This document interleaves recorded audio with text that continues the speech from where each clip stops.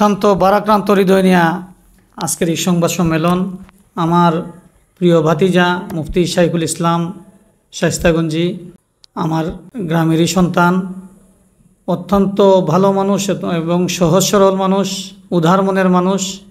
এ ধরনের উলামা একরামের মধ্যে খুব কমই পাওয়া যায়। সে ঢাকাতে তানজিয়াতুল উম্মাহ আল ইসলামিয়া একটা মাদ্রাসার সুনামধন্য প্রিন্সিপাল এবং মসজিদে মুনাওয়ারার খতিব ছিল, ইমাম সাহেব ছিলেন।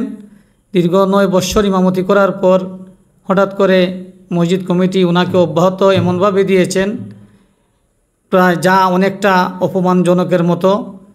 আমার ভাতিজার একটাই বক্তব্য ছিল, সর্বশেষ যে বক্তব্যটা আমি তার মোবাইলে পেয়েছিলাম, যে দীর্ঘ 9 বছর এত সুন্দর করে থাকার পরেও আমাকে হঠাৎ করে এভাবে আমাকে বিদায় করা হলো কেন?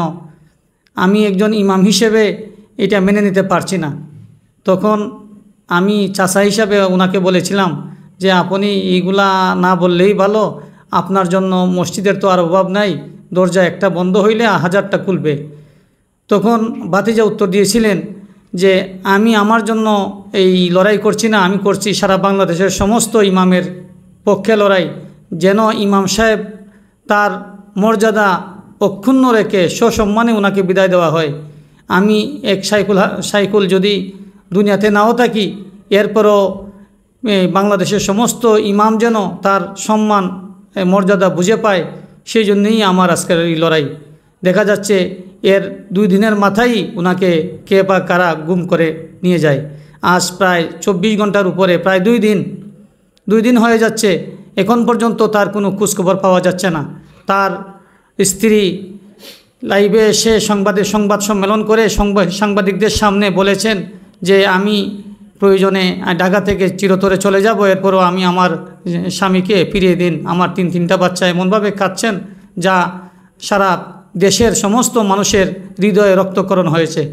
আমি প্রশাসনকে বলবো, আপনারাও খুব দ্রুত 24 ঘন্টার ভিতরে মুফতি শাইখুল ইসলাম সাহেবকে বের করার চেষ্টা করুন এবং যে বা যারা গুম করেছে তাদেরকে দৃষ্টান্তমূলক শাস্তি দিন। এর লক্ষ্যে আগামী কাল শনিবার পুরানবাজার জামে মসজিদ থেকে বাদ আসর একটি মানববন্ধন ও প্রতিবাদ সভা অনুষ্ঠিত হবে।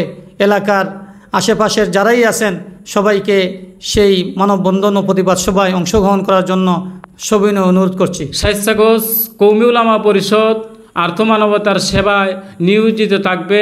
আপনাদের সার্বিক সহযোগিতা কামনা করি। আপনারা যদি আমাদের পাশে দাঁড়ান, ইনশাল্লাহ আমরা শায়েস্তাগঞ্জের প্রতিটি আলেমের, প্রতিটি মানুষের সাহায্যে সহযোগিতায় ইনশাল্লাহ আমরা পাশে থাকব। আপনারাও আমাদের পাশে থাকবেন।